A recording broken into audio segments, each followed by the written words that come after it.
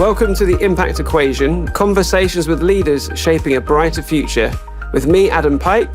And me, Rafi Adelstone. With our special guests, we unlock the secrets of those who dare to transform our world. We talk to architects of change, pioneers in their fields, working towards a brighter future for us all. In each episode, we dig into each element of the impact equation.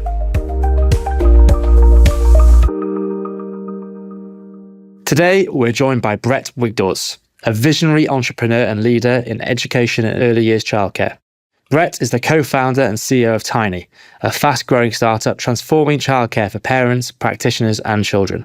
Before that, he spent 15 years building Teach First into the UK's largest graduate recruiter, reshaping education nationwide and earning Brett an OBE for services to education. Brett also played a key role in expanding Teach for All globally and served as chair of the National Citizenship Service, or NCS Trust, the UK's biggest youth engagement programme. With deep experience in scaling businesses, raising funds and leading mission-driven organisations, Brett knows what it takes. Brett, great to have you here. Thanks, great to be here. So Brett, if we could begin by getting a sense of your background and why you've dedicated your career to education and early years childcare. Yeah, sure. I mean, I grew up from a family of teachers. So most of my family are teachers in New Jersey, where I grew up in America. I went to a normal local school and everything. I think I kind of came to education not from some massive, lifestyle. I was doing a lot of work before, and I was a journalist for a while in Asia. I was then a management consultant, and I really started focusing on something called the war for talent. So I worked for a lot of different private clients, helping them attract and keep the best talent. And then when I was sent to London, I got on a project looking at how businesses could help education in London. And this was back in 2002, when London schools were very much underperforming and lots of businesses were getting quite nervous. They couldn't hire good people because the schools weren't providing them. And I started thinking, could we use the expertise of the war for talent in education? And I think that was sort of the lens I went through. I think the other lens with education that I've always gone through is that ensuring every child has access to a world-class education is just a fundamental right. And I think we don't often put it this way, but it should be one of the most fundamental rights in any society. The idea that some children are lucky enough to access to a great education and other children don't is just so unfair. I mean, no one could defend something like that. But it's important that we all really prioritize that in a big way, because only if children get access to a great education do they then have the power to make the most of themselves, to really do what they're capable of. And I think, not allowing children to make the most of themselves because they don't get that education is a real crime, I think. So I just remember in 2002 visiting schools and seeing many of them where children were not getting the education they needed, and head teachers were saying they were just trying to keep them off the street. And you realize there was a huge gap that existed.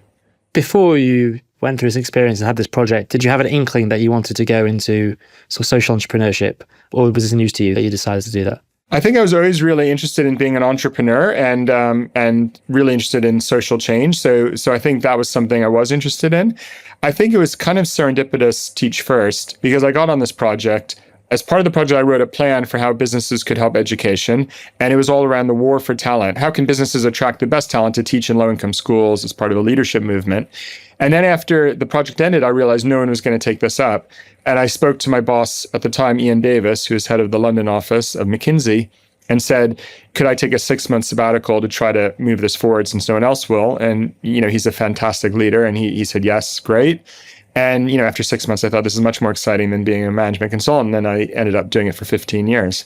It's funny that you mentioned Ian, Brett, because Ian was a supporter of Beyond Me, which was a social movement I founded with a friend of mine many years ago when he was a non-exec in the Cabinet Office. So he clearly has it. We should really also speak to Ian about the people that he's mentored, because I had no idea about that. What a extraordinary contribution he's made. He's been a mentor of mine for 20 years. He's still in fact, I just spoke to him last week. He's still a mentor of mine through Teach for All, through Tiney. I don't know how many people he mentors, but there are these people who just have an amazingly positive impact on lots of people, and he's one of them. You mentioned your parents are teachers. Presumably they're an influence in you pursuing this as an idea. Like, were they really pushing you? Were they really excited about it? No, I mean, not really that much of an influence. I think my mom, and my brother are teachers, and I never even thought about being a teacher. And, I grew up around education, and I think I grew up understanding that teachers are really important people and that they do important work. So that was one thing. But it wasn't something like I really thought I'd be involved in. It was, and it's not something, I think they were more surprised than anyone that I got involved in this sector. And Brett, again, you've been spending a lot of your career serving teenagers. What about your teenage years? How does that contribute to your vision? Yeah, and now I have 3 teenagers at home, which is a whole other experience. But I was lucky in New Jersey. I was a member of a youth organization that was really around youth leadership, and it was a major part of my teenage years. And I think that, from day one, just gave me that mindset that, first of all, young people are capable of a lot more than many people think they're capable of.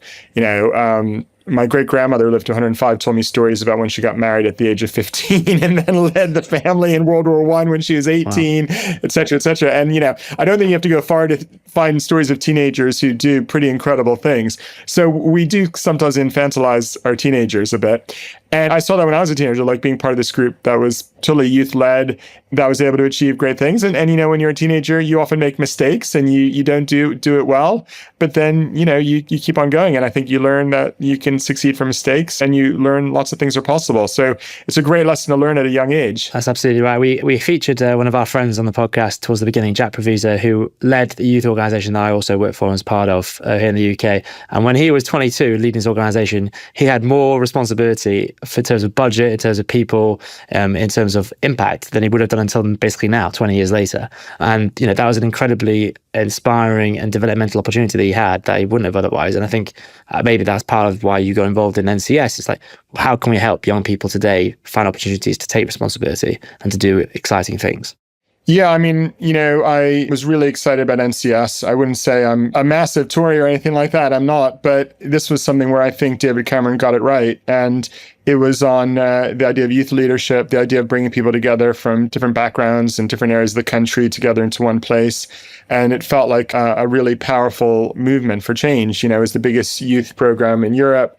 It was really connecting them not just with other young people, but also with the idea of volunteering, connecting them with the country. And I think it had a really big impact. It was very depressing for me just a few weeks ago to see the new government close it down, when I think the current Labour government could have done amazing things with it in a very cost-effective way. So I would love to get onto that a little bit later in our conversation, Brett, talking about the future of youth and engagement. You talked about Teach First and founding it at McKinsey, or the idea behind it. But what Teach First stood for, from my memory, was something very contrarian, because it really rubbed up against the typical route that people took into teaching. Can you tell us about those early days, from the conversation from Ian to going on to setting up your first cohort? Can you take us back to the circumstances? Because we tend to take it for granted now. Yeah, so it was putting the idea on its head. So at the time, I remember doing interviews and meeting the head of career services at Oxford, who said that year he had less than 10 Oxford leavers, graduates, going to teach in state schools, and almost all of them would teach at were interested in religious schools or for some religious purposes. So the idea of, if you were and that's just one example, if you were a top graduate, if you had potential and stuff, and that to teach in a low-income, disadvantaged school, it was very, very unusual, I think, at that point. I think similarly, the idea that, teaching was around leadership, I think it was never really pitched that way. And I think what we tried to do from day one was pitch it a very different way. When you're teaching, especially in a more disadvantaged school, and especially in a school where the children really rely on the schools and the teachers to, make the most of themselves. Some children have great parents and home lives where they can, get that education at home. Many children don't. And if they don't have that at home, they need it from the school. So in that situation, you are a top leader, because you're leading young people to a place that they couldn't have got to on their own. And often they don't even know how to get there. They don't even know they could get there. They don't even know where there is, which is a true leadership skill. And I think we pitched it like that. The other parts of the war for talent were really around saying this is a very, for lack of a better word, like elite profession. I always thought Deloitte or McKinsey or others always said their clients, they're getting the best talent, focus on their problems. And my thought was, no, actually children, especially children in disadvantaged circumstances, they're the ones who should get the best talent focused on them. So treat these children and young people the same way, top management consultancies treat their clients, that they deserve the best. This group of best, deserves great training, great support, great feeling of being part of a community of people working together.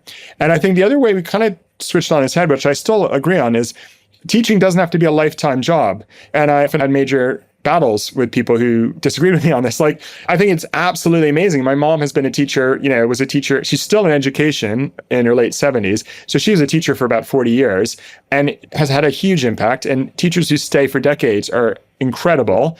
But not every teacher has to do that. Just like not every accountant has to be an accountant for 40 years. Not every, electrician has to be an electrician for 40 years. Not every podcast host needs to do that for 40 years. Like, that's not how the careers work today.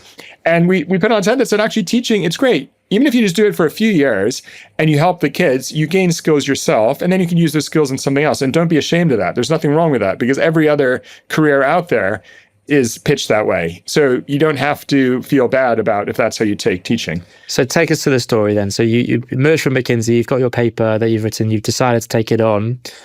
What are the challenges that you had to get over? And then when is the inflection point where you realize, actually, this is working, this has got opportunity to scale? Yeah. So I remember, there were 5 things people were telling me were impossible. So there were a bunch of things everyone was saying was totally impossible. And at the time, there was a few people like Ian and a few others who did believe in us, but most did not, I would say. And I think that's sort of kind of the fun is I have a love of proving people wrong, as my wife would say also. Not always to other people's joy, but it doesn't always make me popular. But I love proving people wrong. And I just remember one thing people said was, you'll never be able to attract top graduates to that. That's totally not true. What we found is, the top most talented people want to make an impact on other people's lives. They're actually much more excited about this sort of impact and being part of this sort of movement than they would be about many other jobs. There's something about, could we train them in the right way? And we train them in a different way, still with schools of education, but with a very intensive summer training program, because part of the war for talent is getting people together in person and doing an intense training, which is why, the SAS and many top firms also do these intense like startup training things, because you want to bond people and get them at that. And there's a lot of learning that takes place in that way, as well as lots of mentoring and support they get throughout the first 2 years of the program. There's something you'll never be able to get schools involved, I think was the third one. And we had no problem getting schools involved. That was easy, because schools at that point were when somebody's desperate for talented teachers, and we had it inundated with schools. I think there was something around the fact about, would we be able to get other partners on board, like government and unions and others.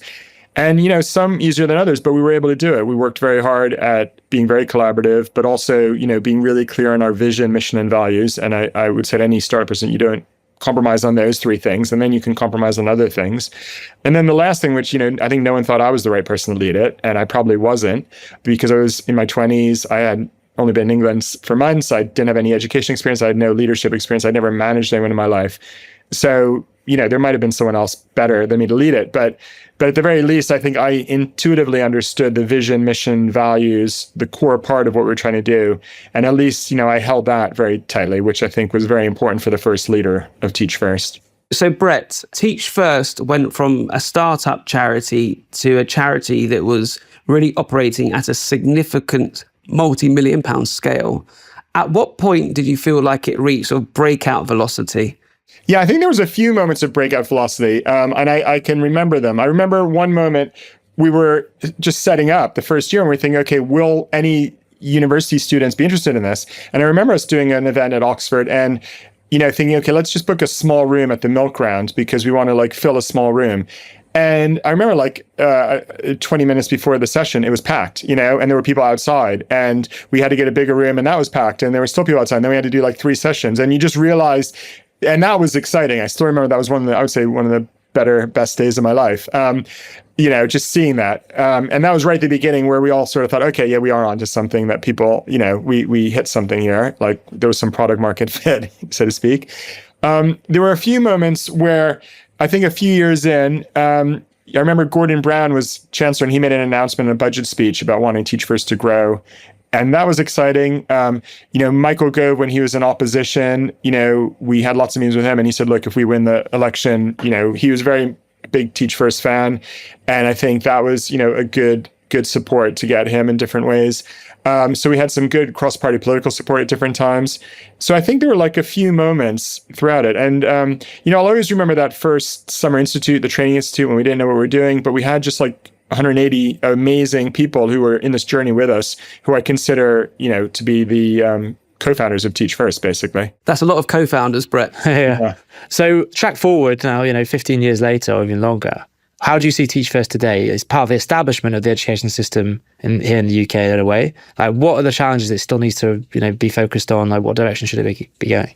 Yeah, well, in fact, it's funny. I just got a call this morning that they just appointed a new CEO, the third one, which is exciting. And this person is as an alumni ambassador from our first cohort, which is fantastic news. And I think someone who really gets it. First of all, it's really hard for organizations that are revolutionary to constantly stay relevant. You're always balancing being revolutionary and being relevant, because obviously things change every few years, and, you think of brands, you think of organizations that at one point were cutting edge, quickly down. So you constantly have to evolve at the time. I mean, to me, what's always core of Teach First is mission, vision, values. And that's what I really want everyone to live with, that there's a clear vision around addressing educational disadvantage. There's a clear mission behind that around, building a movement of leaders who are going to do this, and then some clear values around excellence and everything to that. I think there's been times where I've sort of worried, how much different parts of Teach First have sometimes kept to that. And that's sort of where I I left about 6-7 years ago, so I'm not involved day to day, but to me, it's like really important that they stick to those three things.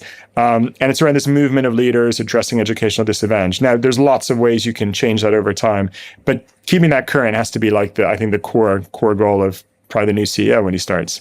And we were speaking recently to another guest of the pod, Josh McAllister, who was an alumnus of Teach First and went on to found Frontline. So I don't know whether you consider yourself a grandfather, Brett, but it feels like you've got children in that first cohort, but also grandchildren now coming through the social workers and the other ones that it spawned, which must make you proud.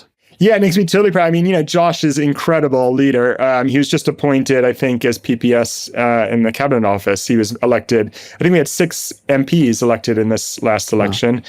And, Josh is just a great guy. He's great at just, what I respect about Josh and some other people is I think it's very difficult to be a politician on the one hand and keep people happy. It's also very difficult to make stuff happen. I was going to use another word there. I'm not sure I'm allowed on the pod. And making shit happen is really hard. And a lot of people talk about making shit happen. Very few people actually make shit happen. Josh has made stuff happen in a really positive way, as well as a lot of other Teach First ambassadors do. And I always really respect people who have properly made stuff happen. And Frontline's an amazing organization that has helped a lot of people, which is fantastic. So Brett, talking about making stuff happen, you left Teach First and went on to found Tiney with Ed Reed. Tell me a little bit about Tiney and tell us the problem that you're solving. So during my time in education at Teach First, and I also looked at lots of schools around the world, we started with secondary schools. And I remember at the time, the government wanted us to just focus on secondary schools, so we did. I think that was one of the biggest mistakes we made in the early days of Teach First.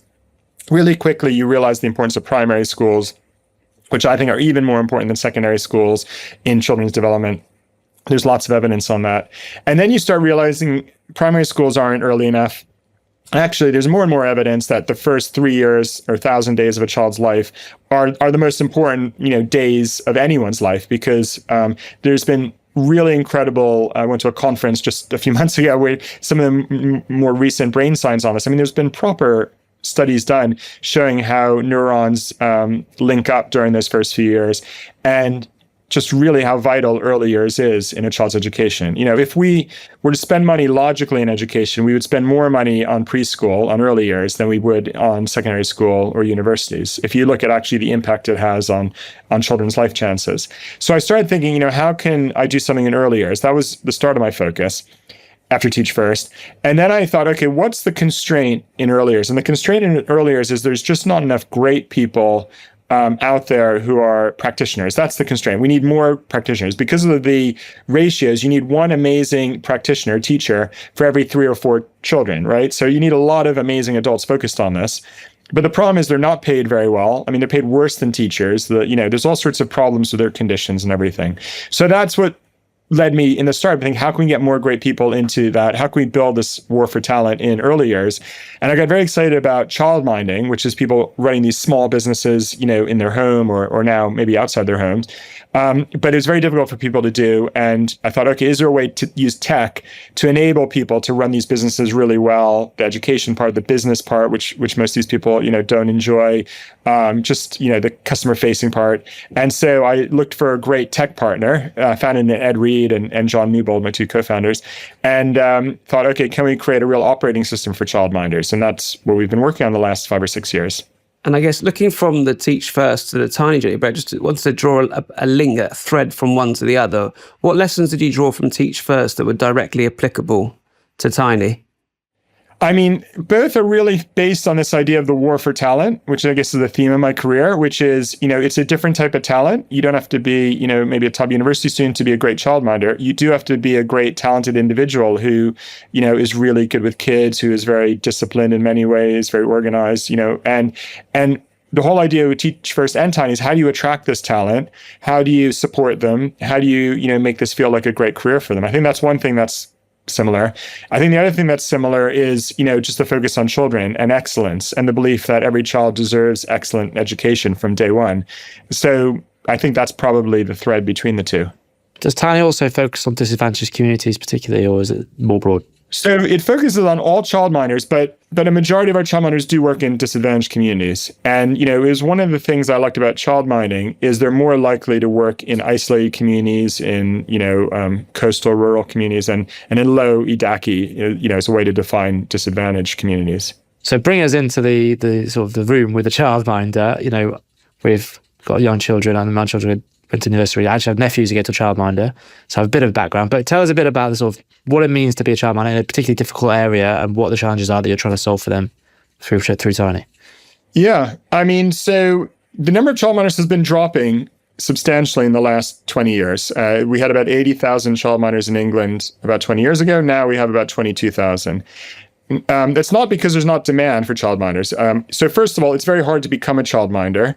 I challenge someone to just Google, I want to become a childminder. And if you don't see Tiny, find another way to do it. And it's just a pain. It's difficult. It's annoying. Once you actually register as a childminder, which we can do for you, Tiny, it's then hard to find parents, to figure out the contracts, you have to do the daily early years foundation stage sort of framework work, the safeguarding work, all the parent communications and everything like that, the payment, your taxes, the insurance, incorporating not just parent payment, but also funded hours, which go through the local authorities, which can be a real nightmare, tax-free childcare. So there's a lot that happens. And then also, the professional development that you need as a childminder, and the community, because childminding can be a very lonely profession. So we're trying to bring all this into a really easy to use operating system and community for everyone. And what the tech does, there's a parent section to it, there's a childminder section to it, and there's a training section to it, and there's an assistant section to it. And all that does is make it really easy to run your setting. So in the setting, and you're using the tech, how do you think about learning particularly? What's the sort of learning element? And then how do you help childminders to personalize their learning to different children with different types of needs? Yeah, I mean, it's exciting using tech, and we've been developing a lot of that over the last year. So this is where I get excited about ed tech as one aspect. One aspect of what we're doing is ed tech. I think probably 80% of it is not ed tech, is much more of a SaaS business and everything, or B2B type thing. But the ed tech version is something I'm really excited about, because we've had 20 years of ed tech, and I think for the most part, it hasn't had a massive impact on children, because ed tech, child-focused ed tech, with a few exceptions, isn't really changing learning in a massive way. But where I think it does make an impact is when you help the practitioner, the teacher, because you can make the teacher a lot more effective through ed tech. And that's what we're trying to do. So we have about 1,000 now of these tiny tips, we call them, which are all EYFS. EYFS is the early years foundation stage framework that childminders and nurseries use.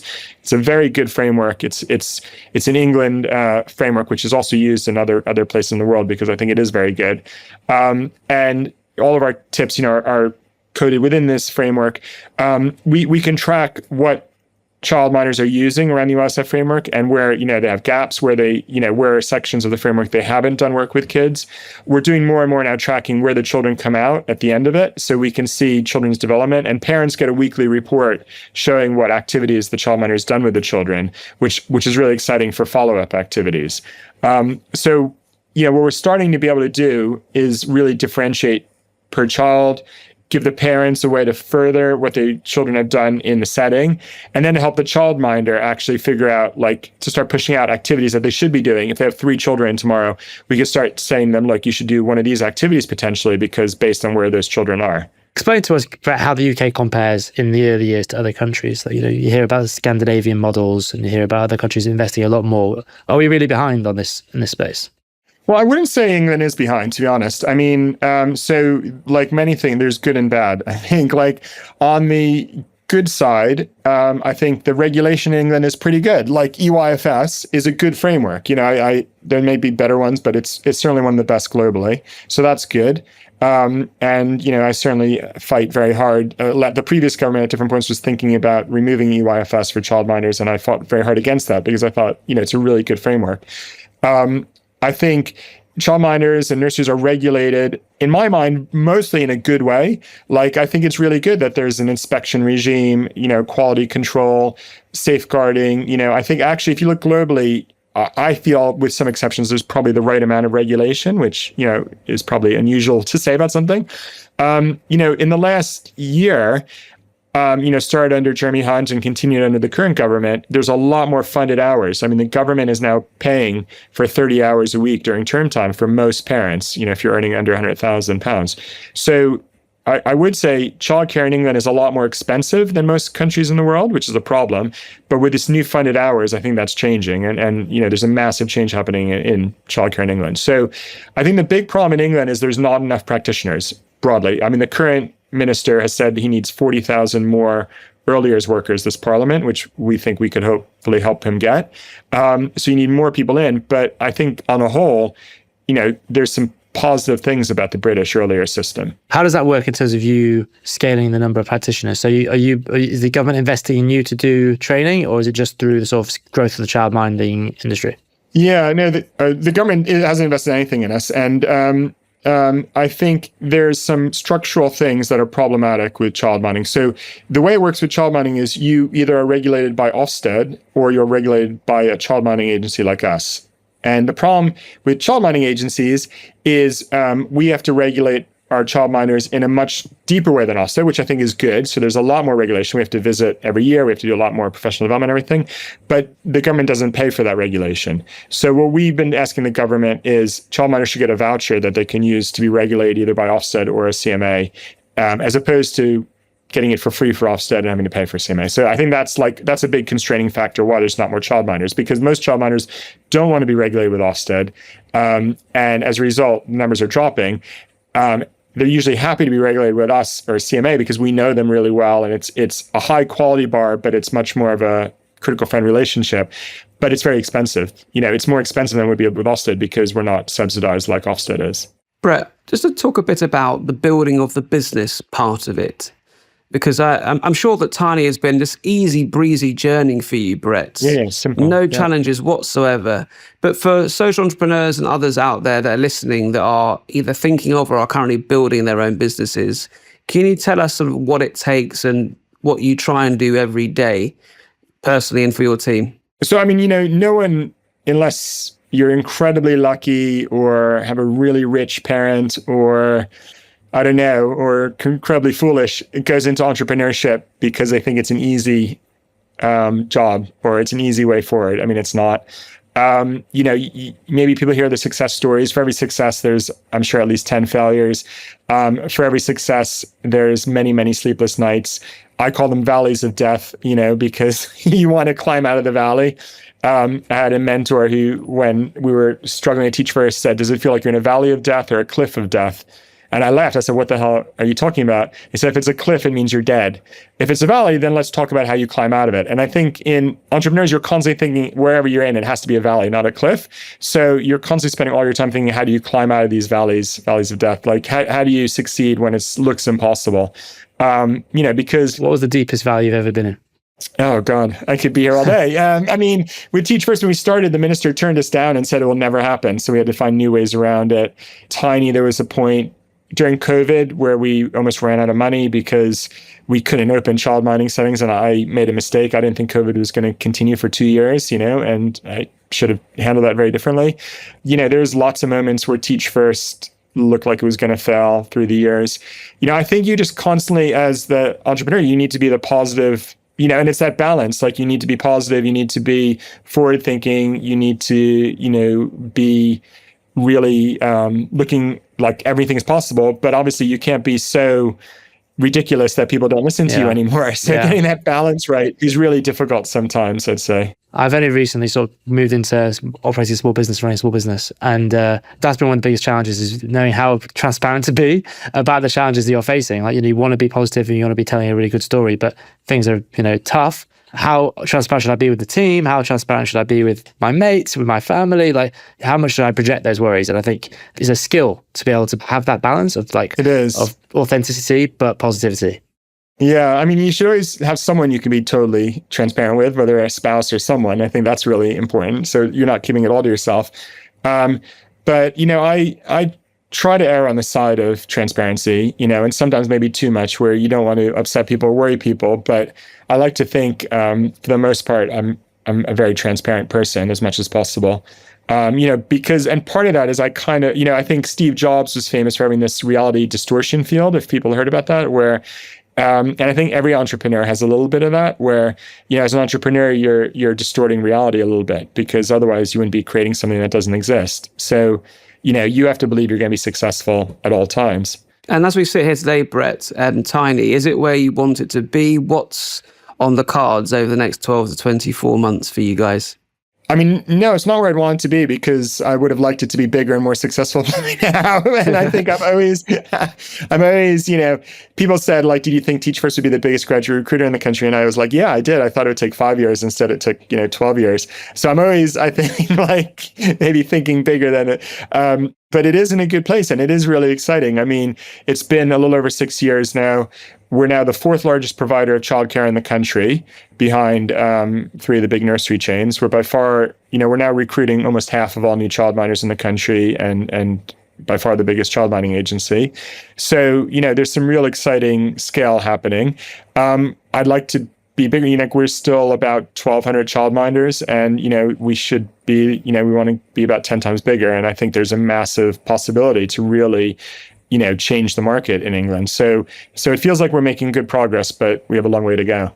And Brett, I was reading that you have very prominent venture capital investors who have institutions that support them. And so I'm interested in this dynamic between sort of an impact-driven company, where clearly you're very mission-oriented, and the types of investors that you choose that ultimately have to return substantial multiples on the size of funds.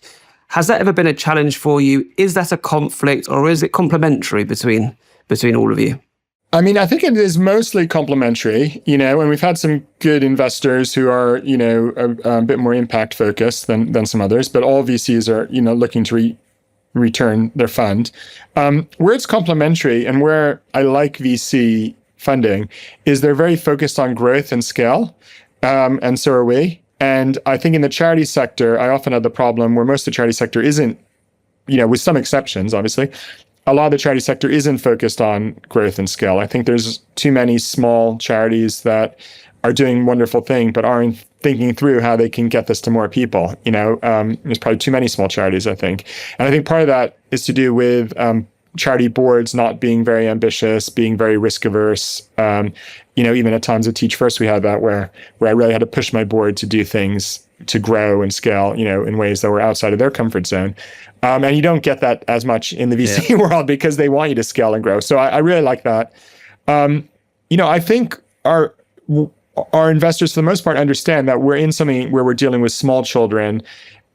Safeguarding is a major situation here. That has to be the most important thing.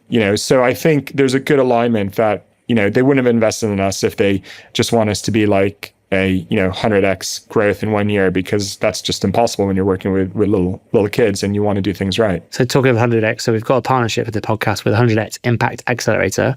So when you're thinking about demonstrating scale to your VCs, you're demonstrating the scale of the business. How do you talk about the scale of the impact? Like, what is your description of it? What's your articulation of the impact you make?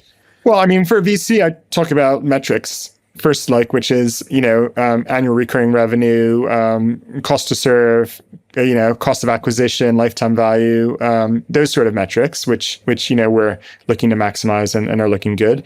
I mean, the other metrics, which sort of our impact focused VCs are looking at, which we also focus on, is how many children are we serving? What percentage of children are from low income backgrounds is something we do track.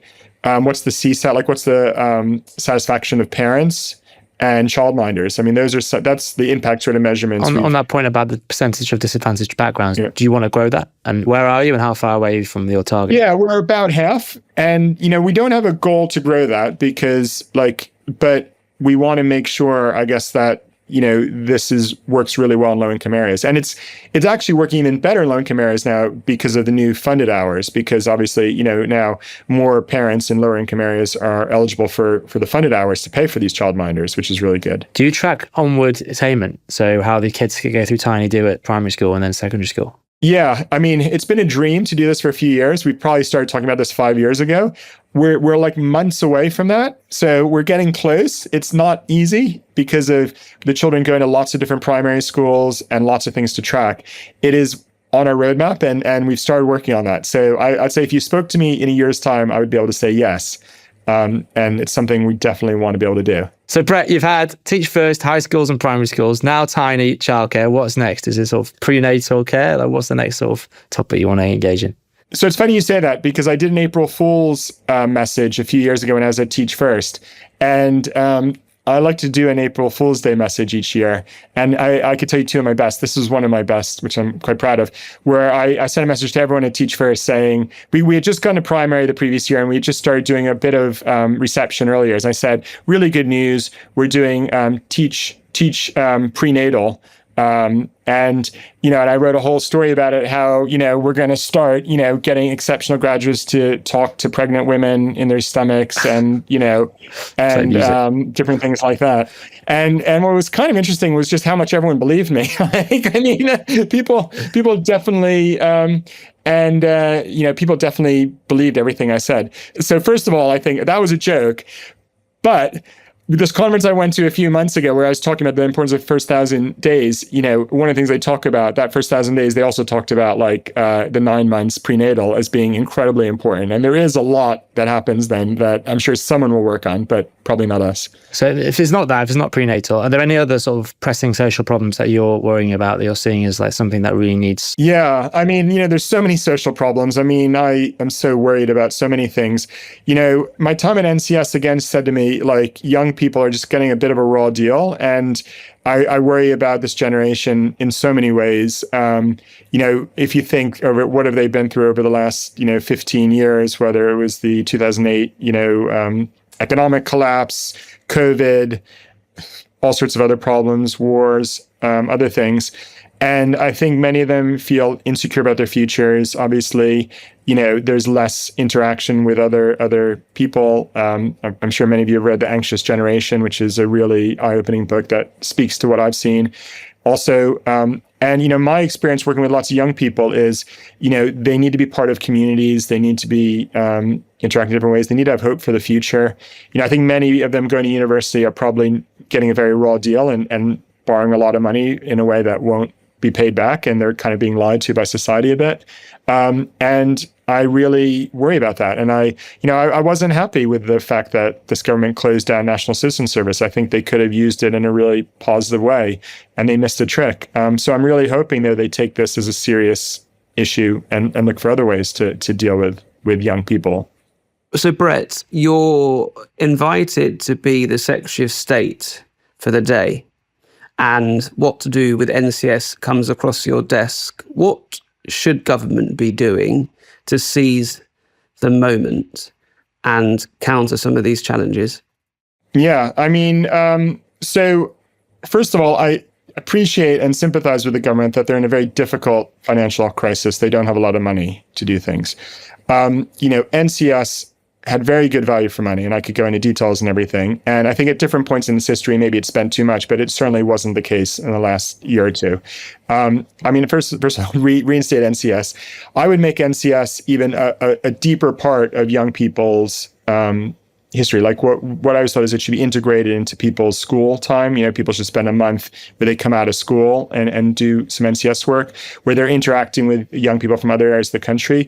If you think most people in this country never meet someone from other backgrounds, and yes, even if you go to a state school comprehensive, you're still mostly meeting people from your own geographic area and from your own background.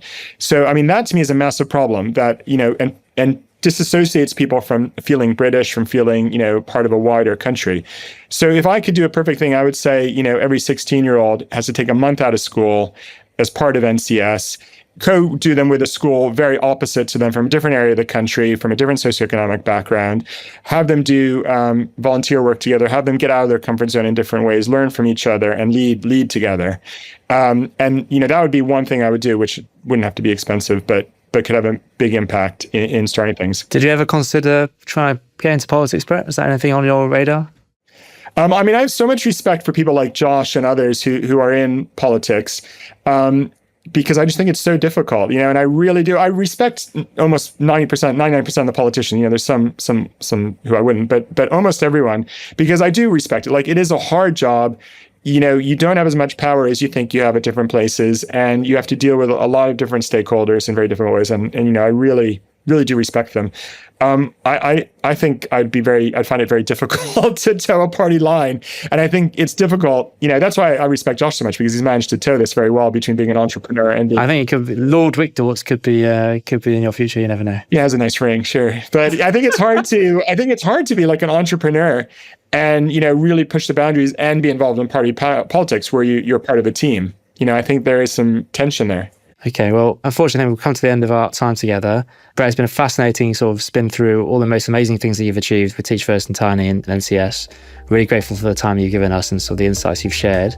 Yeah, thank you so much for joining us. Yeah, thanks. Terrific. Brett, thank you very, very much. Thanks for having me. It was really fun.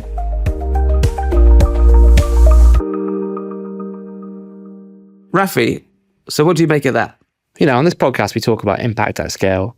Leaders who dare to transform our world. This is a leader who dares to transform our world. Like, he is a visionary person who has taken the kernel of idea that he sort of said he was a bit lucky to be around at the time for, and he has made it, that flower, that seedling bloom into this ginormous transformative entity that Teach First has become. That is now a part of the fabric of our society and around the world. We didn't talk about how Teach First has gone global. And he was the engine and driver and visionary behind that. So incredible that we had the chance to chat to him. And now with Tiney, taking the lessons from Teach First and applying it in a more commercial setting, but in a even more impactful setting, engaging in early years. What an amazing journey he is on. So, great conversation, great guy. Thank you for bringing him on the pod, Dad. What do you think? I love the way Brett thinks, constraint first principle thinking, and then working through how to overcome challenges. And the things that stood out for me were really around that we don't trust and challenge young people enough. And that's why it's such a shame that NCS is something that hasn't continued, because I think sometimes we have a tendency to mollycoddle and protect. And actually, there's that younger generation can prove to us. So Brett, at age 26, founding Teach First, just unbelievable. So I wonder what other challenges a good, agile, energetic 20-year-old mind can be put to. I'm sure there's no limit. Great question. Until next time, everyone, on The Impact Equation.